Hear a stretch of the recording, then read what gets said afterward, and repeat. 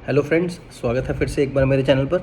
मैं नवीन मिश्रा एक और वीडियो लेके आ रहा हूँ। लेकिन इस वीडियो में मैं कोई नया टॉपिक, कोई नया प्रोग्राम, कोई नया सब्जेक्ट कवर नहीं करूँगा।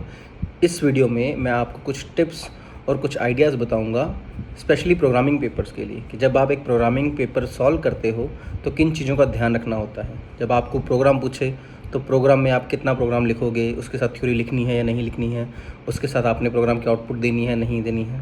तो BCS 031 का पेपर है सी प्लस प्लस का मेरे पुराने ईयर के स्टूडेंट का पेपर है, जिसको मैं यहाँ पे एक रिव्यू दूंगा कि उसने पेपर कैसा किया है, एक स्टूडेंट को पेपर कैसा करना चाहिए, कैसे वो अच्छे मार्क्स ले सकता है, किस चीज़ को टारगेट करके चले, वो कितनी स्ट्रेंथ में पेपर लिखे।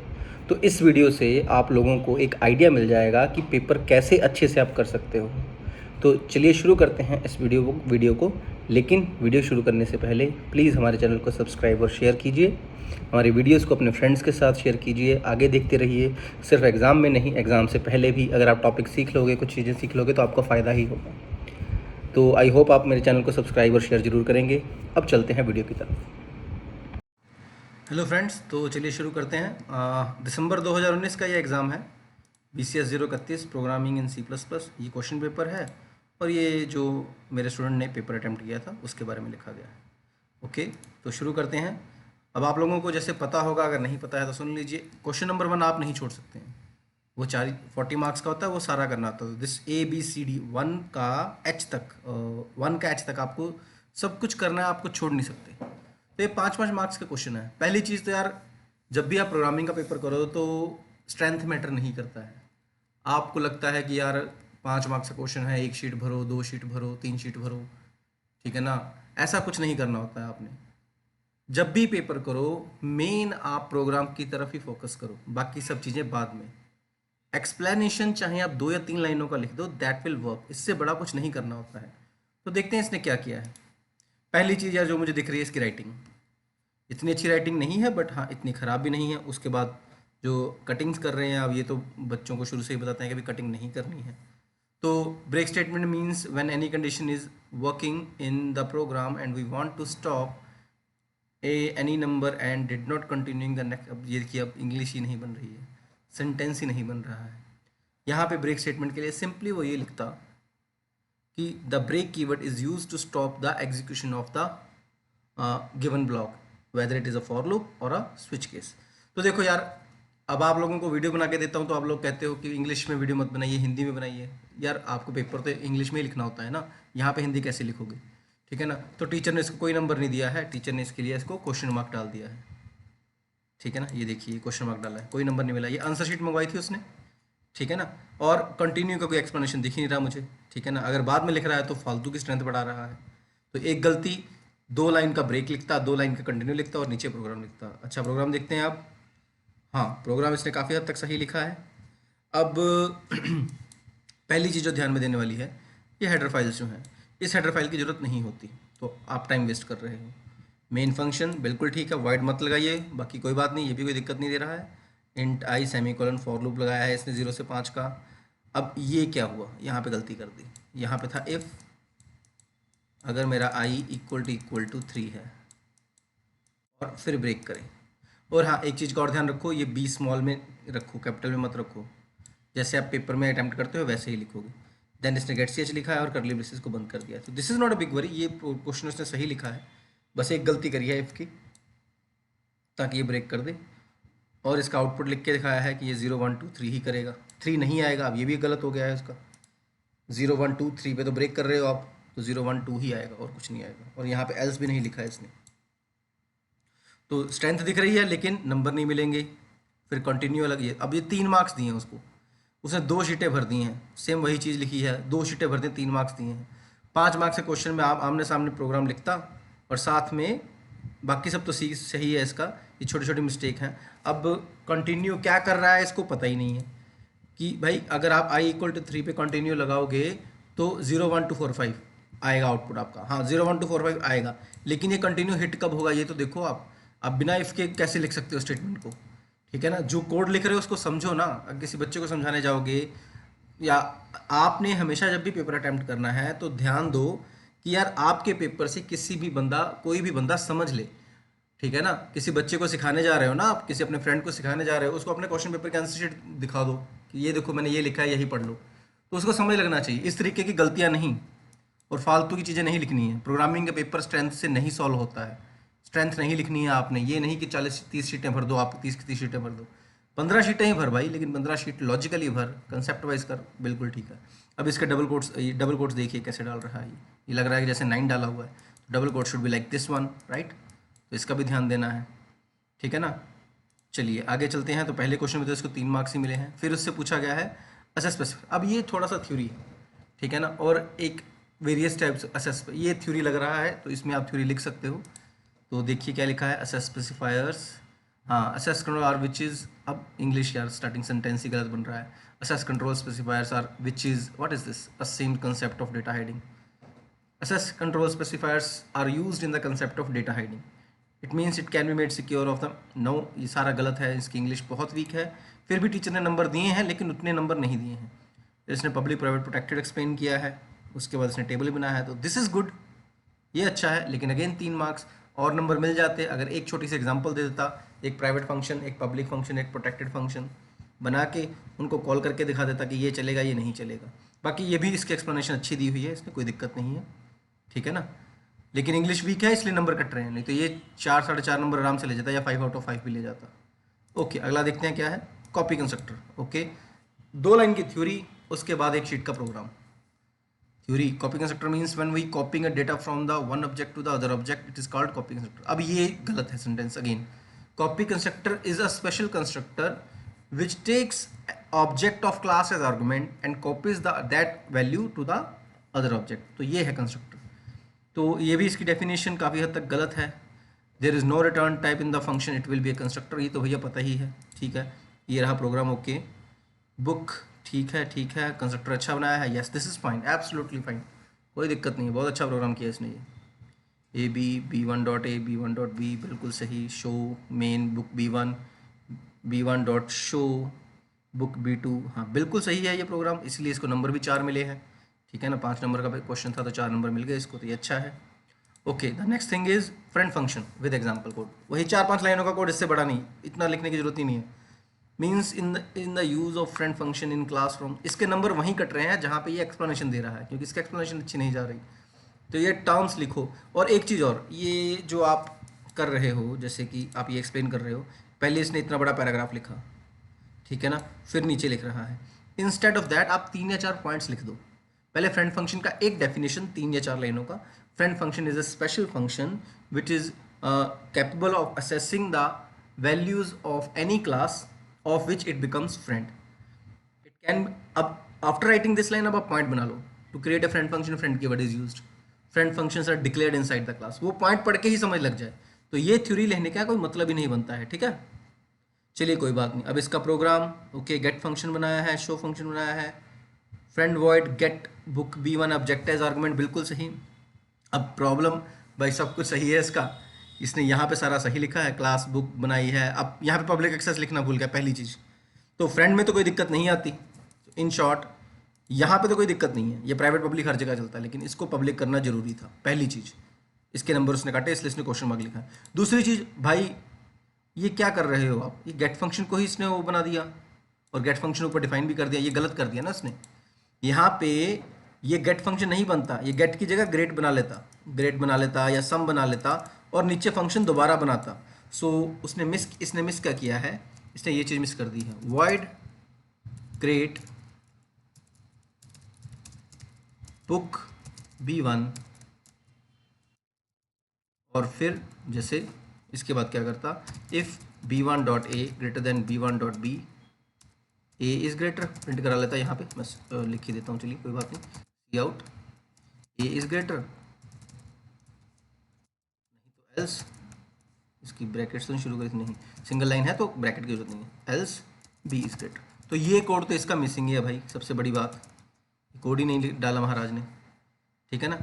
चलिए कोई बात नहीं, ओके। तो इसलिए उसने क्वेश्चन मार्क देके फिर भी 4 नंबर दे दिए हैं कि बच्चे को आता है, कंसेप्ट पता है। तो अगर एज ए टीचर मैं होता तो इसके नंबर 2 से ज़्यादा नहीं देता, 2 या 2.5, क्योंकि जो चीज़ पूछी है वो तो लिखी नहीं। हाँ, आईओ स्ट्रीम कोनियों के नंबर हैं भाई, मानता हूँ, लेकिन मेन चीज़ तो फ्रेंड फंक्शन एक्सप्लेन कहाँ पे किया है? आपने डिक्लेयर कर लिया, कॉल कर लिया, कॉल करते हुए ये आप स्कोप रेजोल्यूशन क्यों लगा रहे हो भाई? कॉलिंग भी गलत है ये आपकी, कॉल ही नहीं किया। गेट फंक्शन नॉर्मल कॉल होता तो मैं इसको नंबर ना देता, ठीक है ना। बाकी चलिए कोई बात नहीं, नंबर मिल गए, अच्छी किस्मत थी इनकी। While and do while loop comparison, आप ये 3 पॉइंट्स का कंपैरिजन लिखो और एग्जांपल लिख दो, बस सीधी सी बात, ज़्यादा बड़ा नहीं खींचना है। ओके, वाइल का सिंटेक्स लिख रहा है, वाइल के एग्जांपल लिख रहा है, उसकी आउटपुट इतनी बड़ी लिख रहा है, फिर डू वाइल लिख रहा है, फिर डू वाइल के एग्जांपल लिख रहा है। अरे भाई इतना बड़ा नहीं लिखना था। जिसने वाइल डू वाइल का जो कंसेप्ट लिखा था, तो उसके लिए अगर मेरी वीडियो में आपको मिल जाए तो मैं दिखाने की कोशिश करता हूँ आपको। Just a second.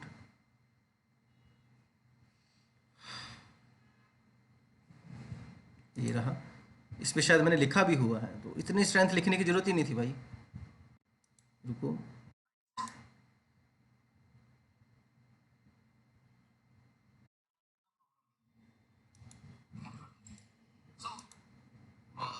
तो वाइल डू वाइल का डिफरेंस ब्रेक और कंटिन्यू का है।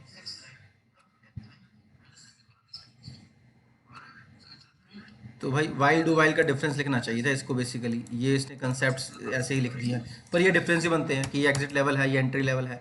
लाइन मार के लिखता है इसको, ठीक है ना, लाइन मार के प्रॉपर डिफरेंस पूछा है तो डिफरेंस की फॉर्म में ही लिखो, ऐसे मत लिखो। इतनी स्ट्रेंथ बनाने का कोई मतलब ही नहीं बनता है। क्या नंबर मिले हैं इसको, कितने मार्क्स दिए उन्होंने टीचर ने? उसने टिक लगाया, टिक लगाया, टिक लगाया, क्वेश्चन मार्क डाला, टिक लगाया, डू वाइल, 2 मार्क्स। देखो अब इतना बड़ा आप भाई 4 पेज भर चुके हो हैं, और 4 पेज में आपको 2 शीट मिले हैं, आपने 20 से 25 मिनट वेस्ट कर दिए हैं।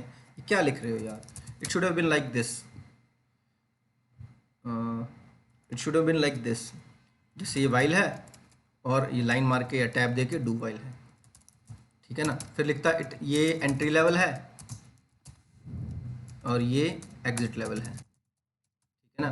फिर ये कंडीशन इज टेस्टेड, ठीक है ना, बिफोर एग्जीक्यूटिंग, ऐसे डिफरेंस मार के लिखता और यहीं पे प्रोग्राम लिख देता कि वाइल लूप कुछ ऐसी लिखी जाएगी, ठीक है ना, सी आउट आई, ठीक है ना, और उसके बाद आई प्लस प्लस और ऊपर इंट आई, इतना ही लिख देता। चाहे अब इसमें चाहे वो स्विच केस ना लिखता, oh hash include header file main ना लिखता, ये वाइल लिख देता, डू वाइल इसके सामने लिख देता, सेम इसी चीज़ को, ठीक है ना।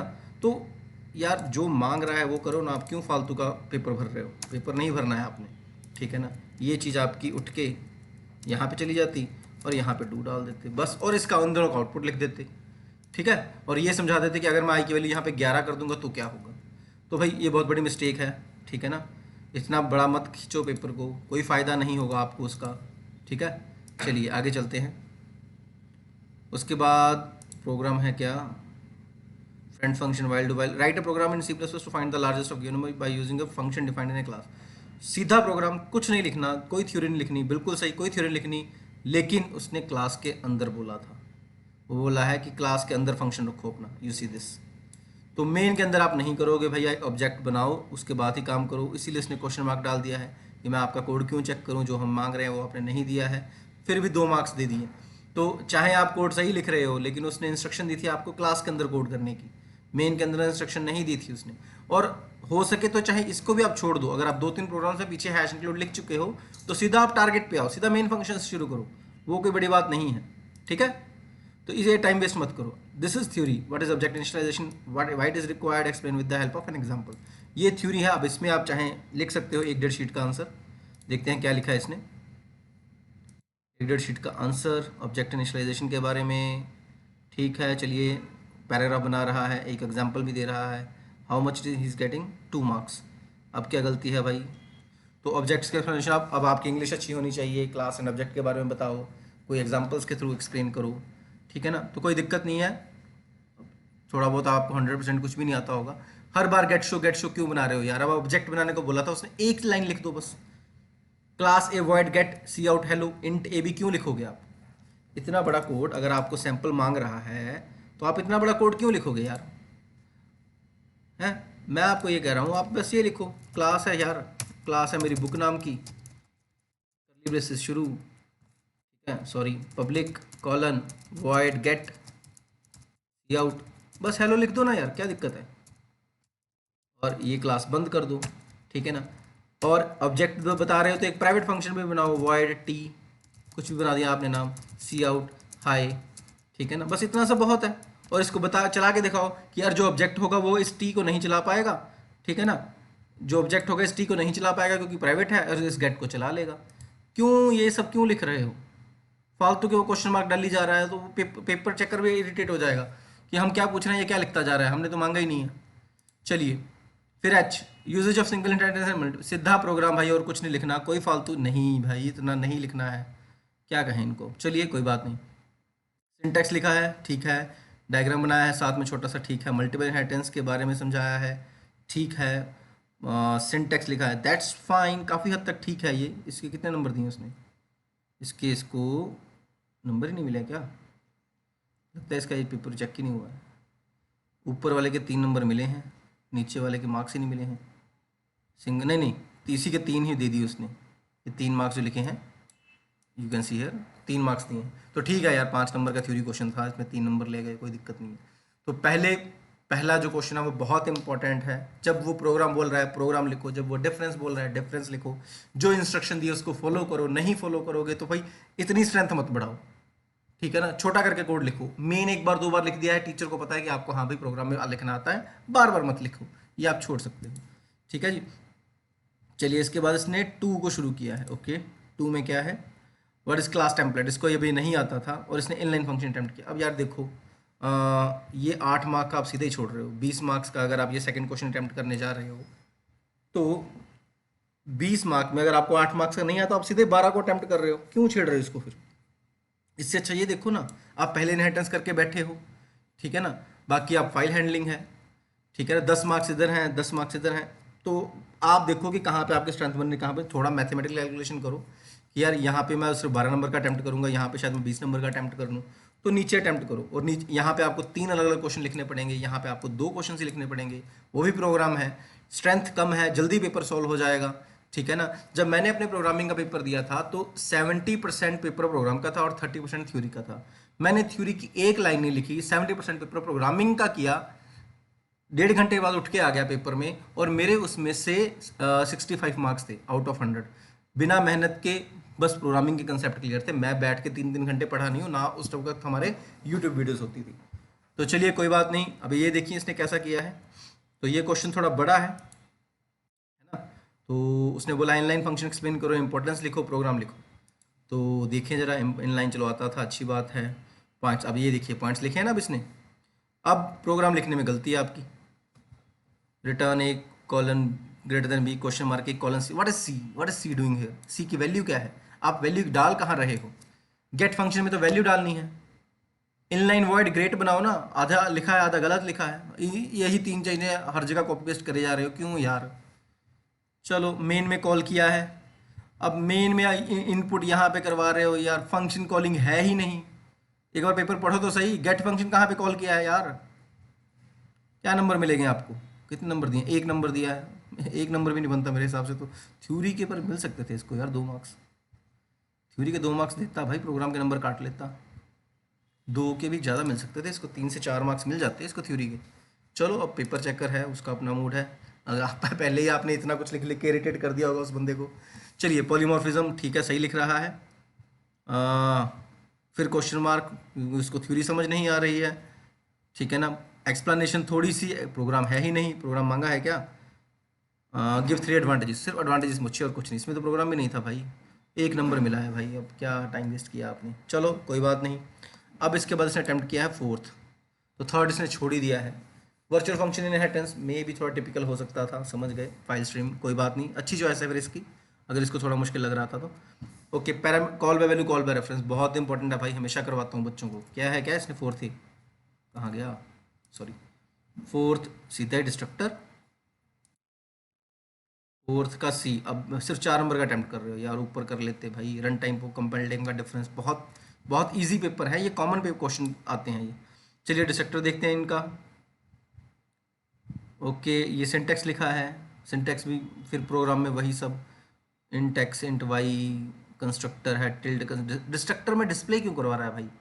मैसेज लिखना कि ऑब्जेक्ट डिलीटेड, कॉल कहाँ पे हुआ है डिस्ट्रक्टर ये भी लिखो। काफ़ी हद तक फिर भी ठीक है यार। कितने नंबर का था ये डिस्ट्रक्टर? 4 मार्क का था, 3 मार्क्स मिल गए तो ठीक है, आपकी एक्सप्लेनेशन अच्छी है, कोई बड़ी दिक्कत नहीं है। और उसके बाद भी 5th अटैम्प्ट कर रहा है यार, ये 16 नंबर का बिल्कुल ही छोड़ दिया इन्होंने। यार अटैम्प्ट करो यार, कुछ तो लिखो। Call by value, call by reference आना चाहिए आपको। पॉलीमॉर्फिज्म का ऊपर डेफिनेशन लिख रहा था यार, दोबारा लिखना रन टाइम और कंपाइल टाइम का, क्यों नहीं लिख रहा? पीछे आपने इस बंदे ने पीछे पॉलीमॉर्फिज्म एक्सप्लेन किया है। यू सी दिस, 1 नंबर लिया है तो दोबारा 1 नंबर लेना, क्यों 1 नंबर छोड़ लिया अपना?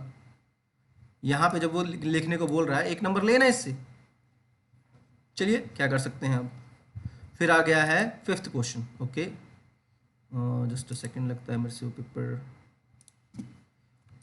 ओके, ये अलग अलग चला गया क्या? ओके, अब आया है 5th क्वेश्चन। तो थ्योरी है code reusability, this pointer program लिखना पड़ेगा, container and its types in C plus plus theory, string manipulators एक प्रोग्राम में दिखाना पड़ेगा। तो क्या लिखा है 5th में? Code reusability. ओके, रीयूजेबिलिटी या इनहेरिटेंस ही है? एक बार कोड लिख दे उसको रीयूज़ कर सकते हो। हाँ शायद लिखा इसने यही है, पर फिर भी क्वेश्चन मार्क डाला है उसने। इनहेरिटेंस के लिए उसको 1 नंबर मिले हैं, थोड़ा और अच्छे से एक्सप्लेन करता है। अब इंग्लिश मैटर करती है यहाँ पे भाई, इतने से पैराग्राफ में ये नहीं होने वाला। 5 मार्क्स का क्वेश्चन था। दिस पॉइंटर इंग्लिश एग्जाम्पल है ही नहीं, सिंटेक्स ना के बराबर है, 1 नंबर फिर भी मिला है। कंटेनर्स पता नहीं क्या लिखा है इन्होंने, तो ये तो टाइम पास ही किया है। तो भाई ये देखो, इस तरीके के पेपर करने का कोई फ़ायदा है नहीं। मेन नॉलेज मैटर करती है। तो यार अगर आप, ये 100 मार्क्स का पेपर था, आपको 40 मार्क्स 40 मार्क्स चाहिए थे पास होने के लिए, पहला पेपर ही बहुत ज़्यादा इंपॉर्टेंट था। प्रोग्राम कितने थे इसमें? एक, इसमें प्रोग्राम लिख सकता था मैं 2, 3, 4, इसमें भी 5, 6, 7, 8, 8 प्रोग्राम थे। उसके बाद इनलाइन फंक्शन 9, ठीक है ना, 9 प्रोग्राम। उसके बाद अगर आप थर्ड करते तो 10, 11। सिर्फ प्रोग्राम करिए ना, कंसेप्ट समझो, क्यों थ्योरी की तरफ भाग रहे हो यार? सिर्फ प्रोग्राम समझ लो। 20 से 25 प्रोग्राम का रट्टा मारो, इनको एक बार लिख के रखो। वैसे रट्टा मारना मैं गलत बोल रहा हूँ, what I am trying to say is कि कंसेप्ट समझो और सिर्फ प्रोग्राम समझो। अगर थ्योरी नहीं भी याद करते, आपको कंसेप्ट आता होगा, आप कंसेप्ट बना के लिख दोगे।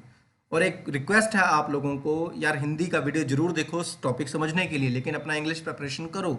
जो मेरी इस सीरीज़ है, जो BCA सीरीज मेरी सीरीज़ है, उसमें मेरी जो प्रेजेंटेशन में जो मैंने मैटर लिखा हुआ है, आप वही मैटर याद कर लो। वो मैटर आसान है याद करना, इसलिए मैंने वो मैटर बनाया है। इंग्लिश की वीडियोस जो मेरी हैं, ठीक है, आपको इंग्लिश नहीं समझ आ रहा है, आप समझ किसी और से, कहीं और से लीजिए, कोई दिक्कत नहीं है मुझे। लेकिन जो थ्योरी मेरे वाली है वो बहुत आसान है, आपको पढ़ने में आसानी होगी। तो चलिए, आई होप आप लोगों को फ़ायदा देगा ये पेपर, कैसे अटेम्प्ट करना है, कैसे नहीं। One more time, paper strength matter नहीं करता। पेपर पे जो बोल रहा है वही लिखो, प्रोग्राम पे फोकस करो, ठीक है ना। एक एक नंबर इंपॉर्टेंट है, उस हिसाब से पेपर अटेम्प्ट करो। साफ लिखो, लिमिटेड लिखो। हेडर फाइल्स बार बार लिखने की जरूरत नहीं है, एक बार लिख दिए तो ठीक है ना। अगर वो क्लास के थ्रू बनाने को बोल रहा है तो you have to implement class, चाहे थोड़ा टेढ़ा मेढ़ा कर लो, लेकिन वो इम्प्लीमेंट करना ही पड़ेगा। आज की वीडियो यहीं ख़त्म करता हूँ। आई होप आप लोगों को ये वीडियो हेल्प करेगा अपने प्रोग्रामिंग से पेपर में सॉल्व करने के लिए।